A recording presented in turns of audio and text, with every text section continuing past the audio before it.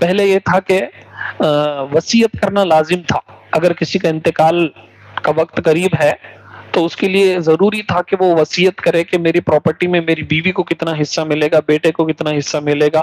بہن بھائیوں کو کتنا حصہ ملے گا، اس کے لیے لازم تھا کہ وہ وصیت کرے۔ لیکن جب وراثت کے احکام آیتیں نازل ہو گئی، اب اس کے لیے وصیت کرنا لازم نہیں ہے، بلکہ اللہ نے قرآن میں خود اس کے بیان کر دیے کہ اب تیرے انتقال کے بعد جو ہے وہ اتنا حصہ بیوی کو ملے گا، بہنوں کو، ماں باپ اگر ہے تو اتنا ملے گا، بھائیوں کو اتنا ملے گا۔ کلیئر جو ہے وہ ڈیٹیل انفارمیشن آ گیا، اب وصیت کرنا کوئی لازم ضروری نہیں ہے۔ اسی طریقے سے جو ہے وہ انتقال کی عدت، اگر شوہر کا انتقال ہو گیا تو پہلے وہ 1 سال تھی عدت، پھر بعد میں جو ہے اسے 4 مہینے کر دیا گیا۔ اب اس میں ایک سوال پیدا ہوتا، کیا معاذ اللہ تبارک و تعالیٰ کو معلوم نہیں تھا کہ یہ چینج ہونے والا ہے؟ تو اصل میں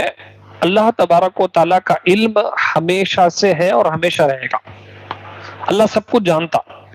تو اللہ کے علم میں کوئی تبدیلی نہیں آئی، لیکن لوگوں کے حالات میں، لوگوں کی کیفیت میں تبدیلی آئی، جس کی وجہ سے جو ہے وہ حکم بدل دیا گیا، احکام بدل دیے گئے۔ اور اس میں اللہ تبارک و تعالیٰ کے قادر مطلق ہونے کی دلیل ہے کہ ایک ایسا حاکم، ایک ایسا خالق جو اپنے حکم کو تبدیل بھی کر سکتا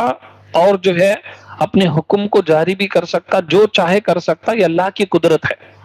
اگر ایسا ہوتا اس کے برعکس کہ اللہ نے ایک قانون بنایا، اللہ خود اس قانون کو چینج نہیں کر سکتا، تو معاذ اللہ یہ محتاجی، مجبوری کی علامت ہوتی۔ اور ایسا بھی ہوتا دنیاوی اعتبار سے بھی، اگر آپ دیکھیں گے کوئی مطلب جو ہے وہ آرگنائزیشن ہے، کمپنی ہے، گورنمنٹ ہے، ادارہ ہے، کوئی تنظیم ہے، تو اس کا امیر، اس کا ہیڈ، اس کا P M, chief minister, prime minister جو قانون بناتا ہے اس میں امینڈمنٹ بھی کرتا ہے، اس میں جو ہے جو تبدیلی لاتا ہے، اس کا مطلب کہ اس کی اتھارٹی اتنی ہے کہ انہیں چاہے تو جو ہے اس میں بہت ساری تبدیلی لا سکتا،